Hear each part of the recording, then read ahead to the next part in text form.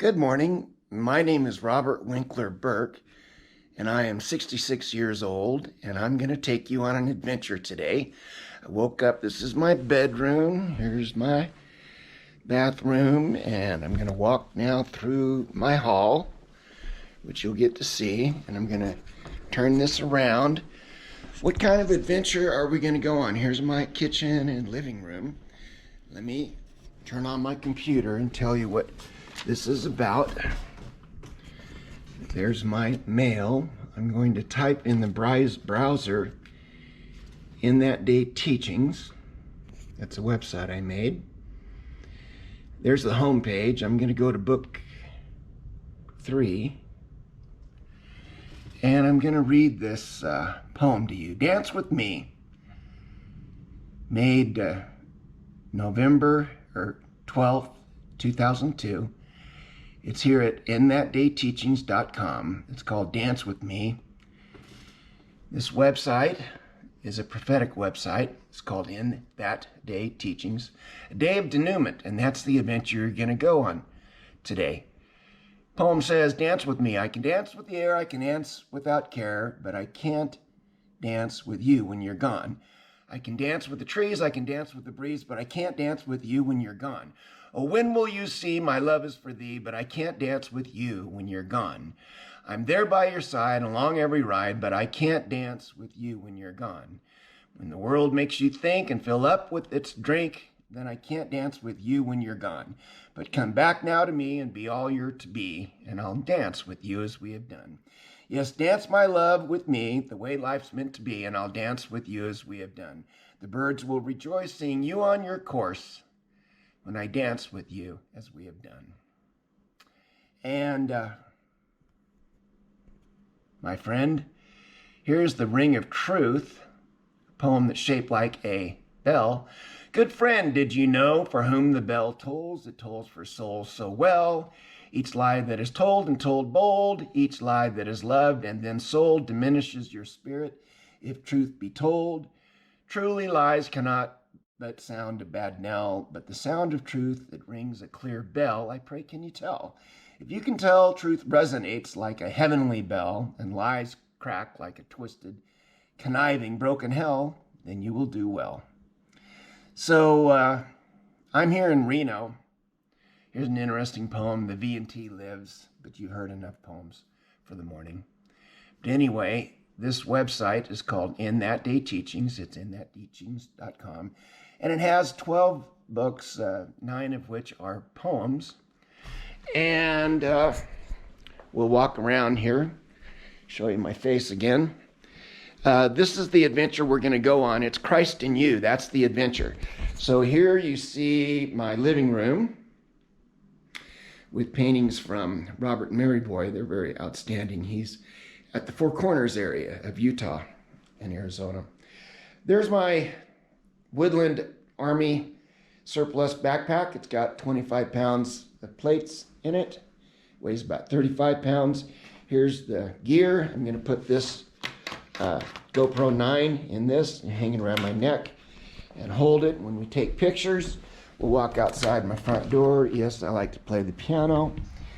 Here is my front yard. This is Reno, South Reno. And it's a beautiful October day, October 14th, Wednesday, 2020. Here's my Trailhead car, a nice 6-liter diesel.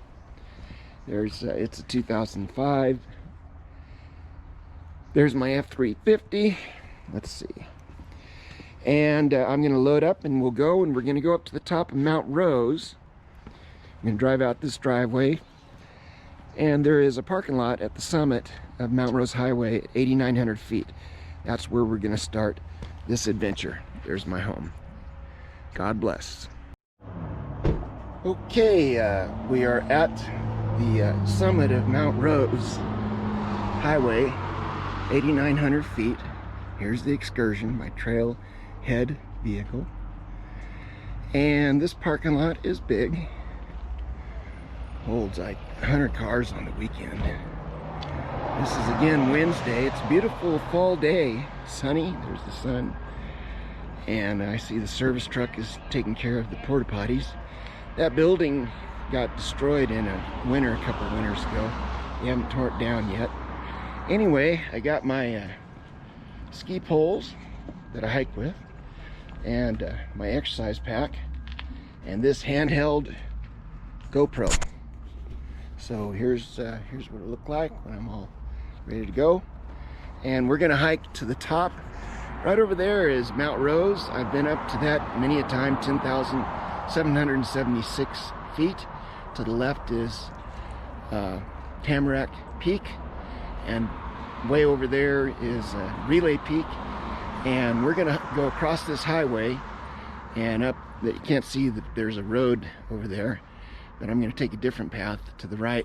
Anyway, there is a thing called Slide Mountain, and it's 9,700 feet. That's where we're gonna hike.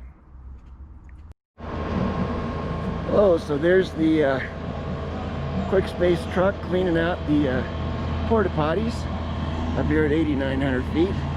They're actually much better than what had been built here, this big restroom building up here at Mount Rose. This is a fascinating place. Here I am hiking along here, this highway. That's the peak, again, to give you the 360 view. A little bit loud, but I just want you to notice it's an active place, and it's a cleanup.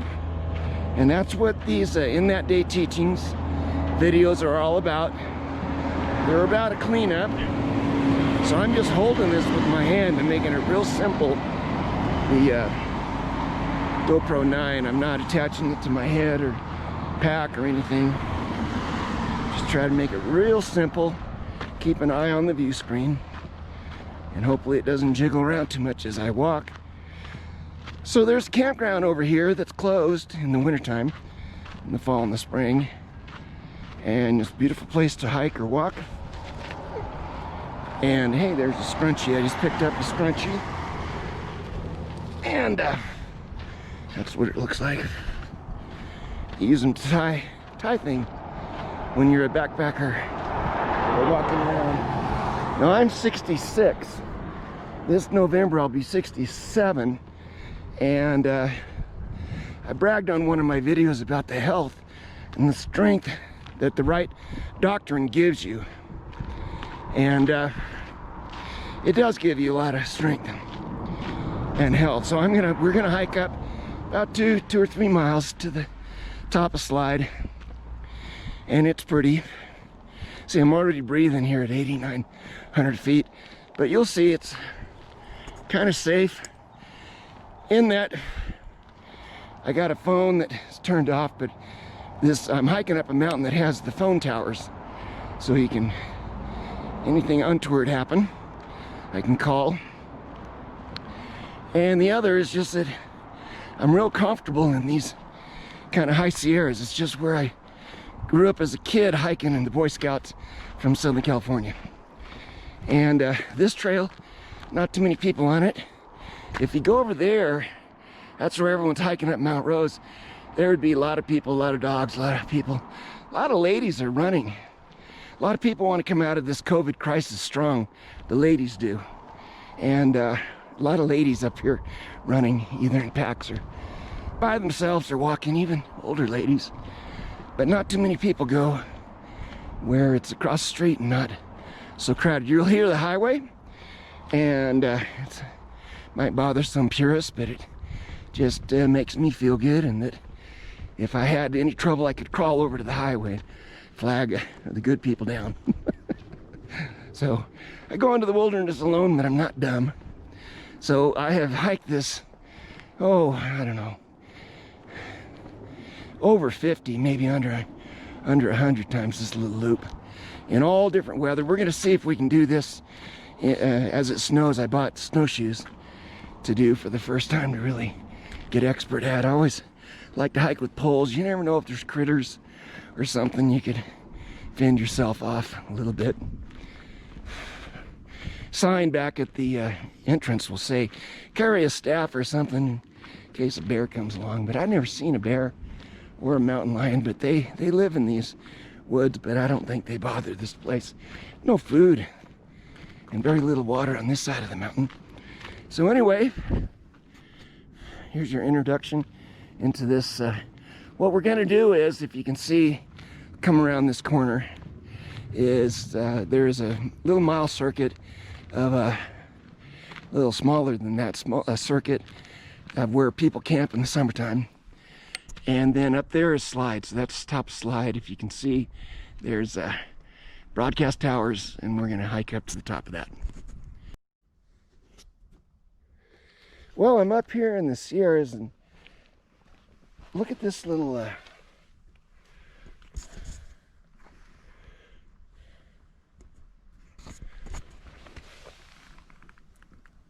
you see that little thing?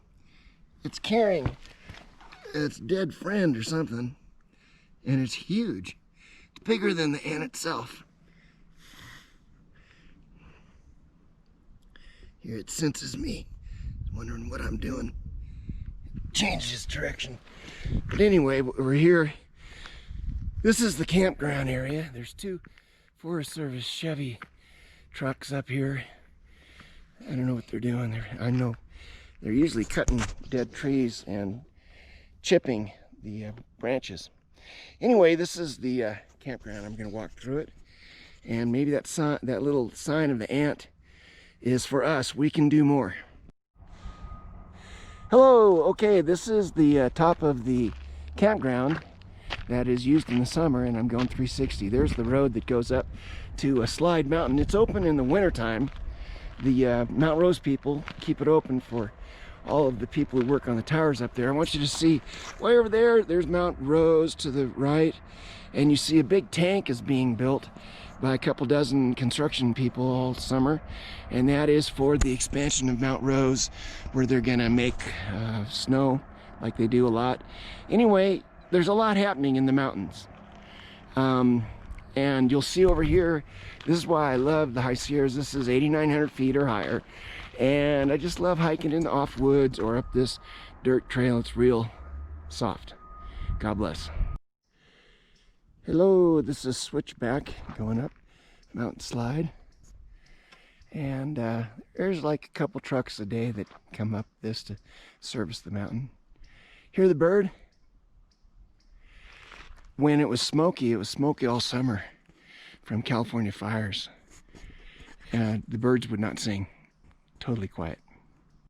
Okay, this is the strange territory of the top of Slide Mountain. Again, that's Mount Rose to the right. There's the big, beautiful Lake Tahoe. This is bonanza country, and I kind of love bonanza. A lot of people do. Up here at 9,700 feet, it's really pretty.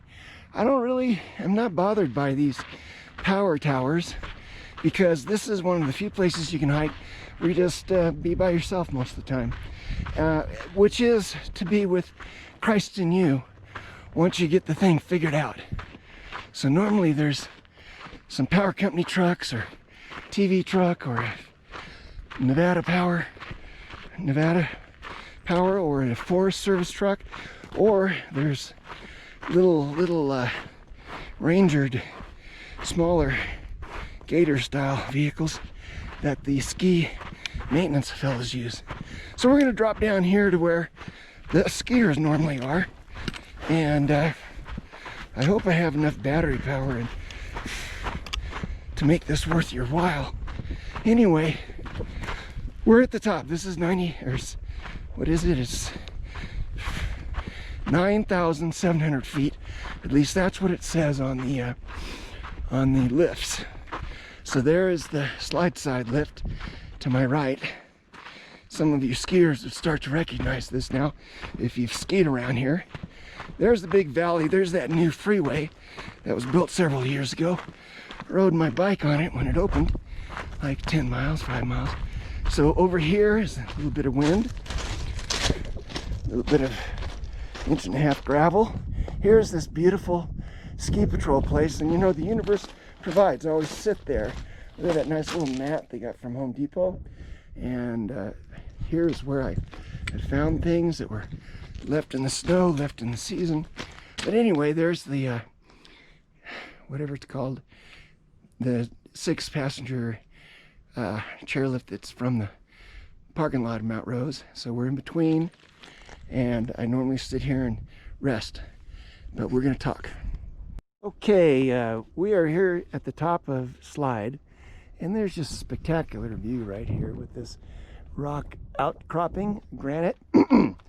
And I am rested. I rested about half an hour. We're about 3 hours into this adventure, and I was too winded to talk hiking up, but we can do it hiking down.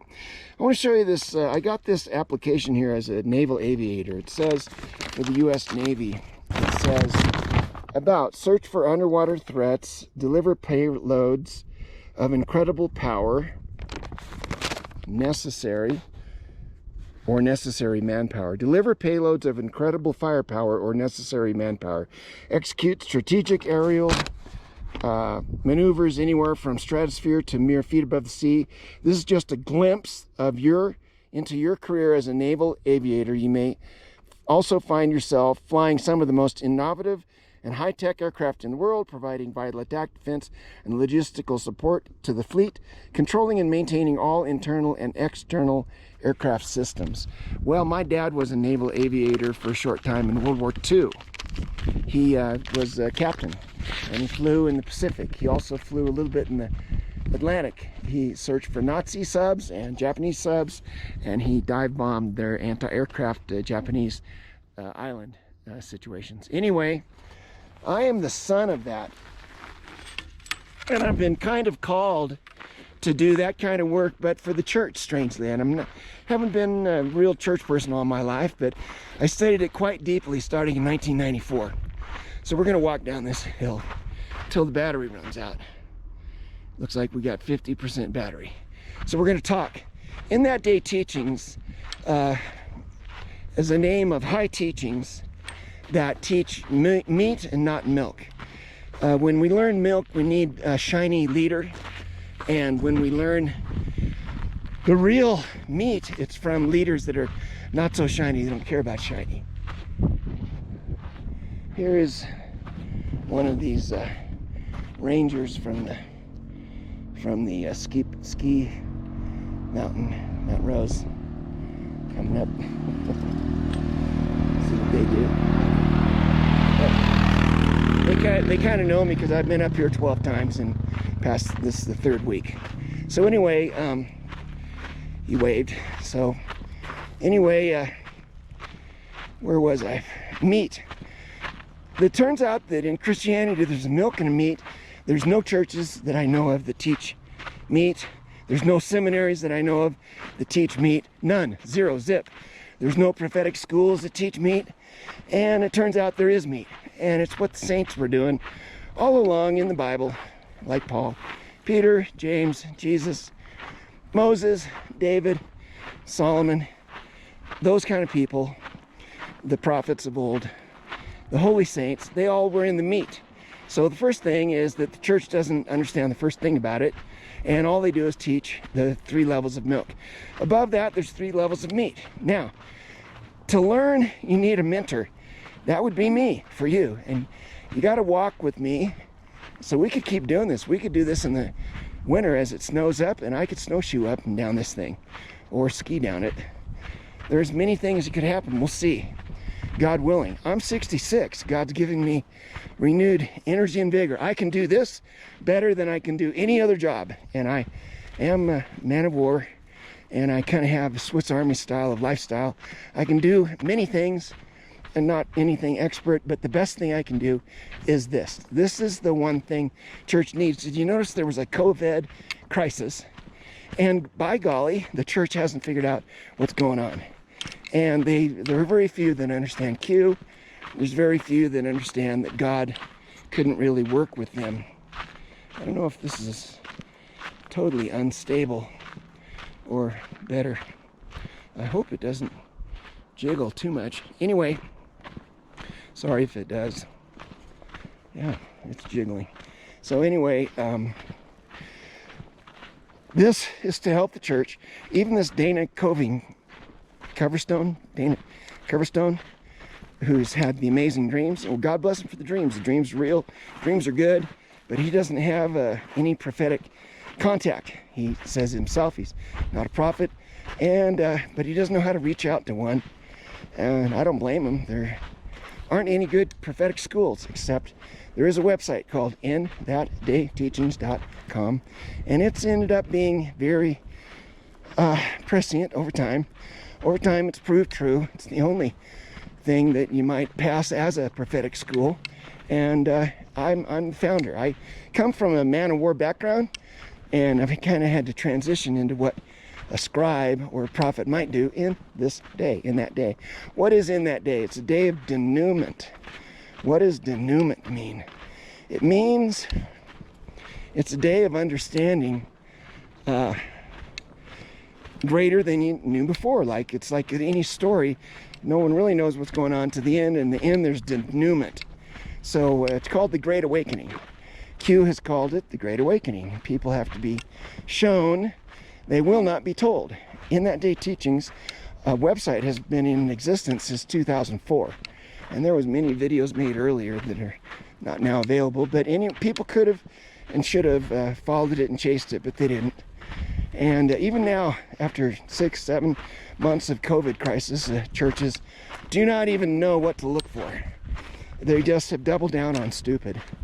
And what I'm here telling you, the typical evangelical church is in trouble. Why is it in trouble? It's in trouble because it has developed the concept through seminary that you have, on one hand, the text of the Bible, and they all understand those 800 pages.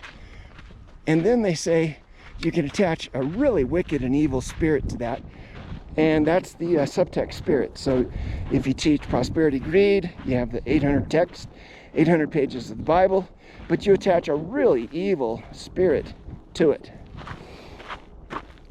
And that spirit of greed. For everyone who wants greed, they go to a prosperity church. Hear that? Con.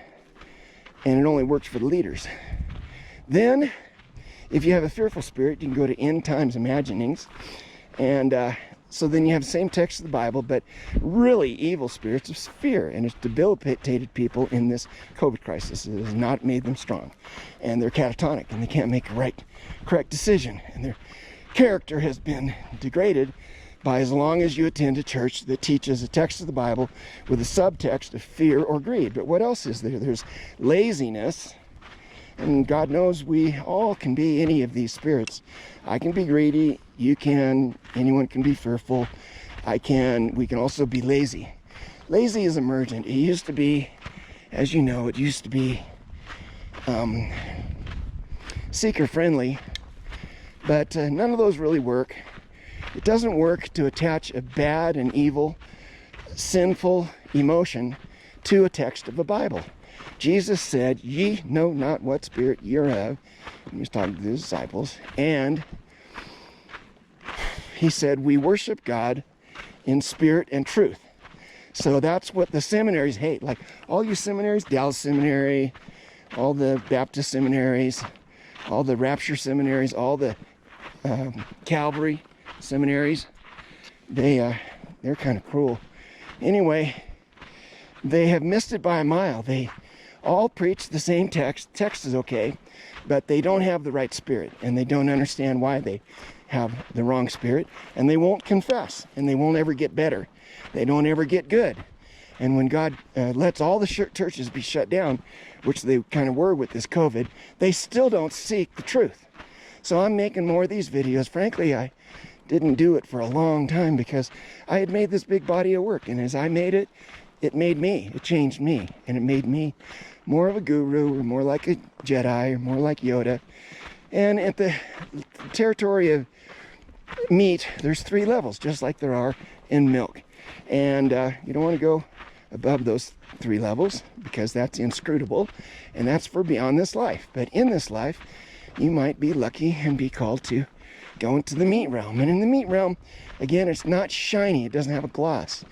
When I was a kid, I liked to have a shiny leader, like, let's say, Captain Kirk in Star Trek. He wore a uniform. But in the real deal, they don't wear uniforms, like in the Star Wars. In Star Wars, the Jedis don't really wear a uniform. They just wear whatever's natural for a man of war to wear in their home planet. And it's not really shiny. I mean, look at Yoda. He's not shiny. But Yoda's the top of them all, right? So all this is spiritual. And so we have to learn, first of all, you have to learn, what you learn is, okay, we're doing okay. What you learn is that there's a different pedagogy for the meat. And that's why I'm walking here with this first day of using the GoPro 9. The pedagogy is different from milk as it is to meat. In the milk realm, what you do is you have 3 precepts you teach, and then the people memorize it, and that's it. Or it's rote. You memorize the alphabet, memorize the multiplication tables, you memorize scriptures of the Bible. But in the, and that's what all the milk church is, and that's what seminaries are. And there's a lot of oppression. I mean, you have a lot of tyrant people leading the seminaries, and then in turn the pastors are tyrants leading their churches, or they're just know-nothings, and they say you'll never know, like the book of Job, you never know really what the deepest truths of life are all about. But I'm here to tell you, you can in the meat. Of course you can know the deepest truths of life, and you can understand what a Job-like experience is. Hint, hint, it is about becoming a Jedi. It is about becoming a master and not becoming a rote. Like, what would Jesus do? That's rote. What the real thing is what does Jesus want me to do? What does Jesus tell me to do? Because he tells everyone to do something a little bit different. Not everyone does the same thing, but it's a cop-out to say, what would Jesus do? Just try to copy that? That means you're not connected to God. So the seminaries, they don't want to learn that. The churches don't want to learn that, and the pastors don't want to learn that, but they've got to now that they understand COVID was a wake-up call. So somewhere there's going to be a wake-up call, and somewhere there's people who are going to learn. And on Twitter, there's a back channel of a lot of patriots, a lot of patriot women, a lot of patriot men, but they still don't have that connection with the Christian church, wise one who understands what does all of this mean? What did the COVID crisis mean? What does the deep state mean? What does this showdown with the Q plan? What does it mean? What does the Great Awakening mean? What is the calm before the storm and then the storm? So I have delayed until basically God, finally got me up in shape. I guess I got to be pretty rugged to make these. And I have to be a witness. So you can witness I'm 66 and I've hiked from 900 feet up to the 9,700 feet. And this is my 12th time in 3 weeks. So it's some kind of a landmark or some kind of a special day. Talking fast to try to review all these things I've taught in that day teachings. So what it is, it's 1,000 points of light, actually several thousand. And for you to learn it, you need to understand about 1,000 concepts. And you have to understand, not question the whole time. Basically, if it was like the Star Wars world and you met a Jedi, and the Jedi was stupid enough to invite you, I'm insulting you, so let me not do that. If you were lucky enough to be invited, you can't be pestering the Jedi with, why are you doing this? That's wrong. We should do it the other way. They do things for a reason. And they have a high code, so it's a high moral code. So is this work apostolic? Yes. What is true apostolic work? It's introducing a higher moral code. So what happened is the milk church settled for a very low and base moral code. And many of the leaders who become empowered by their con systems, they then implode, because if you add power to a low morality system, then you got implosions. So this is apostolic. They don't know what an apostle really is. They've never really probably seen one. But a true apostle is saying, hey, we're going to go up a level or 2 or 3 on our moral code. So the church doesn't want to talk about it. Seminary doesn't want to talk about that. They would rather go study the Greek, the Hebrew, and have a lot of confusion. That way any leader can get up and do a whiteboard boogie with a marker and show you the Greek and the Hebrew and the Aramaic and impress you, and they don't know really what they're talking about. And so this is more grounded, and yet it's also ethereal. It's also high. The high country, literally, you have to be in shape. I mean, if I was out of shape, I would have blisters by now, but no way I have blisters, because I've got tough feet. A tenderfoot gets blisters. My feet are toughened for this, but if someone said, hey, let's do some 100-mile hikes, then I would be catching the blisters and be the tenderfoot. So it's all whatever speed you're at. So anyway, I'm at a sufficient speed or level to re-begin these videos. I've made them before. They have a better camera now with a screen on the front and the back. This GoPro, thank you, Jesus. And I hope that I can keep these talks gentle enough that they not be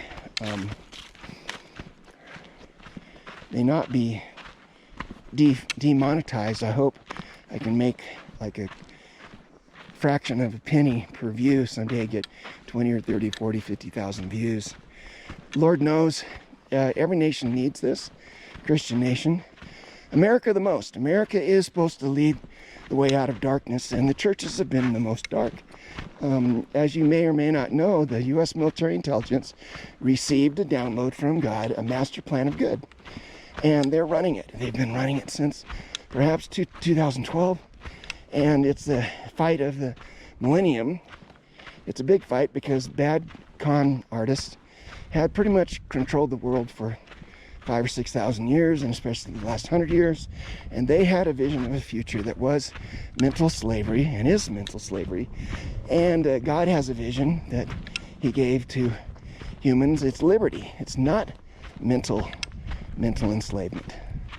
So, like you might have heard me say, in 1860 there was a fight over literal slavery, and when that fight was lost and Abraham Lincoln and the Union won, well, what happened was bad guys in Europe said, oh, we'll invent or we'll perfect a better mental system of slavery, and it will kill the United States. And that's what they've been doing ever since.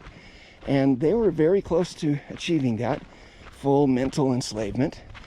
Now, there's always one-offs, or there's always rogue elements that will not be enslaved, but they tied up a pretty tight basket. And so that's what this big movement is all about, is becoming unenslaved. And the problem is the church has been part of the enslavement process, and they didn't realize it. They didn't realize they made cheap choices to garner congregants who would pay for their reality distortion. And reality distortion is very expensive, and that's where all the money goes to, especially the non-doms that build a village, and they have this amazing production every Sunday. Now they've doubled down, and they have bigger, more powerful music, supposedly, and bigger, more powerful sermons. And it's, you know, it used to be shiny, now it's really shiny. And that's how they're coming out of the COVID crisis. And they're missing it by a mile. I'd say they're missing it by several galaxies off. So you might say, well, let's go look at your creds, Robert. How popular are you? How many are watching this? How many on Twitter? How many on Facebook? Well, I haven't been pushing it, but also it hasn't been time. If the Lord shuts the door, you can't open it. And if he opens it, you can't shut it. So maybe the door's opening this time for people to understand. And the work has been done. It was poetic. And that day teachings are in poems. Start with book number 3. And you'll see it's very deep. It's very compact. It's very thoughtful. And it has proven true over time. So it kind of helps with the gross doctrines. Gross doctrinal decisions can be made better now because of the in that day teachings. Basically, should you go to a prosperity church? No. Rapture church? No. Too much fear. A emergent church? Really lazy? No. How about a domination church where the pastor makes you sign papers you won't leave, and you promise to tithe on a written paper with your blood? All that's a domination spirit, and not whom the Son sets free. So all of those huckster ones, the black mojo jive, the Hispanic mojo jive, the any mojo jive. There's a pastor here in town that's real famous. That he's just utter and sheer unending confusion. And he can quote scriptures and reasons and explanations so bizarre that all it is confusion. But that's what he's selling, and no one can really say it, but that's what sells, and everyone's pretty comforted by, hey, this guy does jive talk. Who can figure it? I mean, I'll tell you the truth, not even God can. Not even the Father, Son, and Holy Spirit. They just know that it's confusion. So God is not the author of confusion, right? He's not giving you a spirit of fear, but of power and of love and a sound mind. So anyway, this is what it would be like to be walking, if you will, with a GoPro on a beautiful, calm day. Notice there's not a lot of wind. I don't have a wind sock or feathers for the built-in mic on this thing. But it's not windy today. Often it is. We'll have to figure out what to do then. Anyway, I'm helped a lot by others.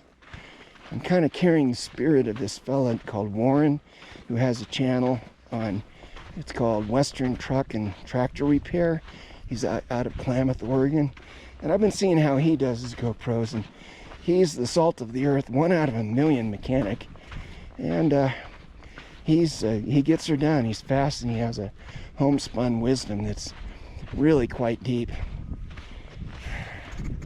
And so I, strangely, am not called to do much work. I'm a little bit retired right now, and this is what I do. So what I'm doing is making videos again about high teachings, and over time you'll see that everything is proved pretty much true. And you'll also see that when I go places, I find all these things. The universe just kind of like loves me back. You've got to love everything and everybody, even bad people. But you have to understand what dissonance is. You should be aligned with everyone who's good and have the proper discord with everyone who's bad. That means the discord that God tells you to have. Don't go, fighting the next bad person you meet. God will tell you how far away to stay from them or what actions to take. He tells some people in the military to, in fact, kill the enemy. But we are, most of us, all not in the military. God bless them that are. And we're going to bolster the spiritual side of high teachings for this thing Q has called the Great Awakening, which, frankly, the Great Awakening, frankly, comes from state, from intelligence operations, and it's not from church. And that's because church was really not ready. And that's the proof of it. The amelioration of the United States and the world comes from a download of a master plan given by God to worthy U.S. military intelligence people, and not to pastors and seminary and church. I was given a spiritual work to do, and I was asked to begin with it in 1994. So I've been at this for 26 years, and I probably should be further along, but I'm as along as I get. And it's the problem is most of the time no one understands me. And people see, basically when you carry Christ, a lot of people just don't like it in you. And dogs do, animals do, birds do, chipmunks do, but the people who are conflicted don't. It's the rare soul that sees the Jesus in me. Of course, I see it in them, and I say, I salute the Christ in you. Paul talked about it. It was Colossians 1:26-27. And that's the one thing that seminaries don't understand, because they don't have too many people that have Christ in you, or that they've been given authority that have Christ in you. The authority would be to clean up, so you get rid of the lazy teaching churches or seminaries, and you don't have fear teaching seminaries, and you don't have greed teaching seminaries, or how you obtain power cheaply teaching seminaries. So I'd be a little bit like Jesus was angry at the people who he should have been angry at. In today's world, that's the seminaries. They really are lost, the poor things. And they create lost leaders who create lost congregations. And God's had enough of that. So now you might ask, what about the Orthodox world? What about Lutherans or Catholics or Russian Orthodox or Greek Orthodox, and I say that's all pretty good. I haven't been given an assignment with them.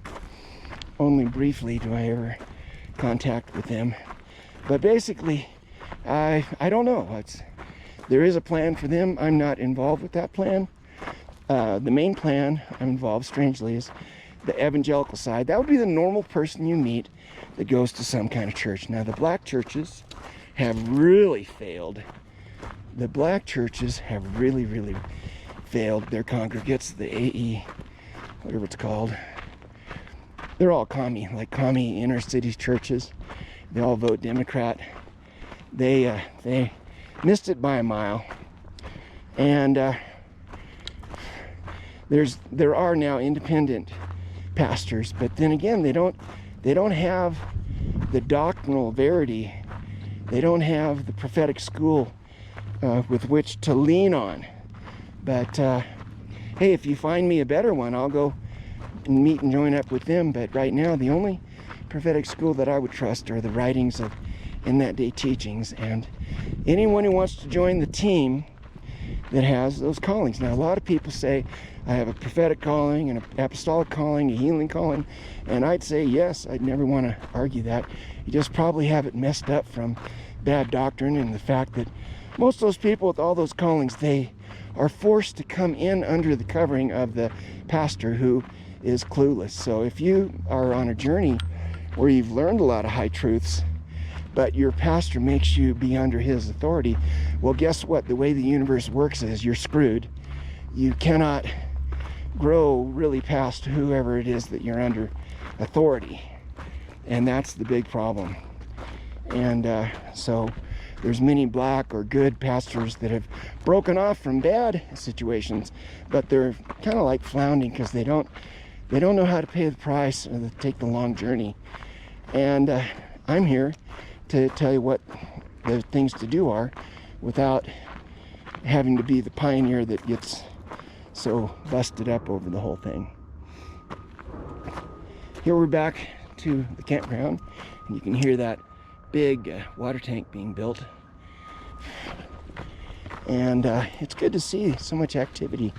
A lot of people hate people, so if they go in the wilderness, they're like, I hate the sound of that backup alarm. I hate the sound of that chainsaw cutting down dead trees. Hey, learn to love everything and everybody. Have you ever been to a desert that's total wiped out, crazy, bad, just desolate, a whiteout? No thank you. I'll take people building things and doing a hustle any day, because at least you got something going on. Maybe they build it wrong, maybe they build it right.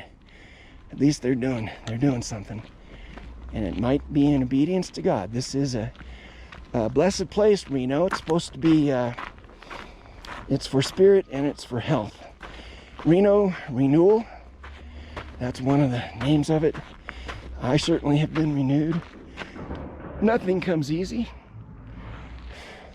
This hike doesn't come easy. Normally I stretch a lot. I didn't stretch, so my right leg is limping a little bit, but I'll stretch it out. Anyway, we've had a pretty successful hike. This is the ridge line that takes me back to the side of the road where we can get back to the car. And you'll see I'll breathe a little harder, maybe run out of things to say at this empty campground.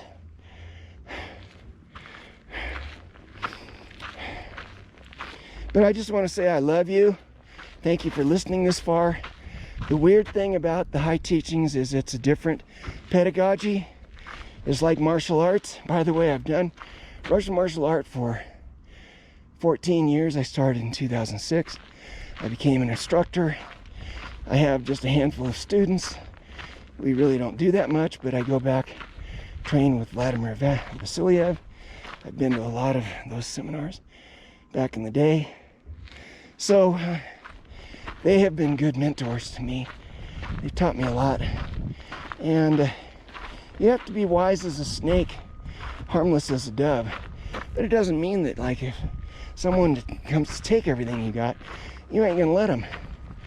You know, you're gonna fight fair, and you're going to win, and you're not going to hurt yourself, and maybe not even them. They'll just have hurt feelings to deal with, because it's really something to run across the man of war of God. It's a lot like a Jedi. If he meets a bad person, it's to turn the bad to good. If he meets a pastor, he's trying to keep him from going to hell. And he's not much of an evangelist, but a man of war of God. That's Exodus 15:3. Is fascinated with strategy and how you win in the most peaceful way without blood and knuckles and fighting and death. There's already plenty of that already, as we've seen with these recent riots. So to each, I pray that their spirits start to open to a higher, better way, that the bloodlust and revenge leave, and that high denouement be made possible. And basically, don't run and fight me. Don't gang up with your pastor and say, look how terrible this man is, and the dirty things he said to the church. And you might pray like some, that I stop this spirit of criticism and everything's supposed to be unified. No, it's not supposed to be unified. Jesus said it wasn't. He came to divide families and even churches to where somebody's walking in higher truth. Now, does everybody walk in higher truth? Nope.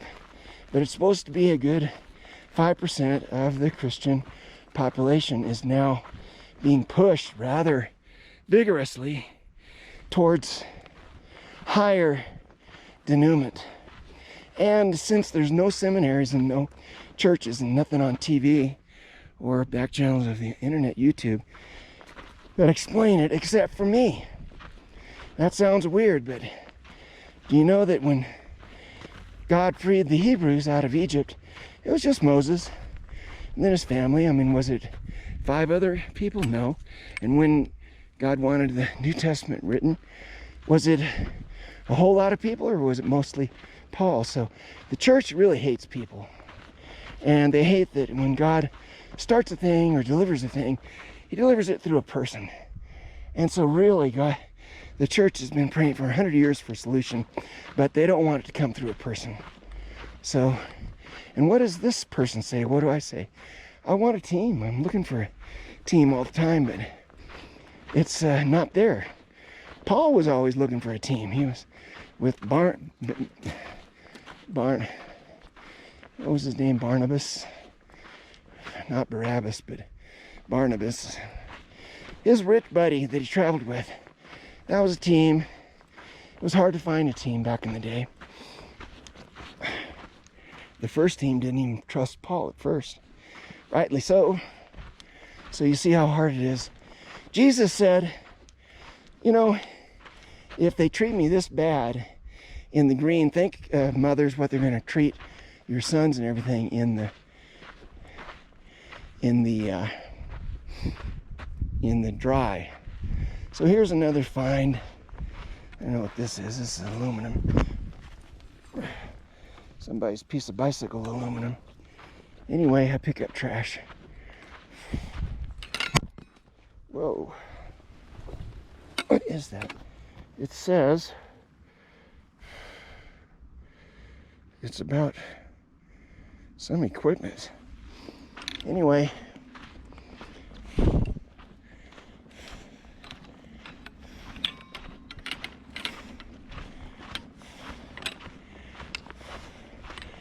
this is dry. It's been prophetically dry, and there aren't too many qualified team members, but I don't want to be the only one. And Reno is a good place for a team, and I've got certain things prepared for a team, and other things will happen after the team shows up. But you know, I've given my phone number, 775-690-7293, to show you that it's really of God. I never get a call. If I was shiny, then I would be complaining and saying, everyone's calling me. Who is it that says that now? But that person who says that now won't call me. And that's kind of how it works. When you're ascended, it doesn't work. The universe laws are, you don't really knock on other people's doors and say, follow me. Like, I don't go to a big ministry. I tried that originally, it doesn't work. And the more ascended you get, the more you realize they gotta honor unto whom honor is due. And the church and the seminaries really hate that. They really hate that.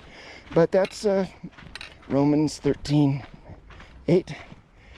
And it's talking about even city officials. You honor them, but especially you honor, you know, people who are doing their job the right way.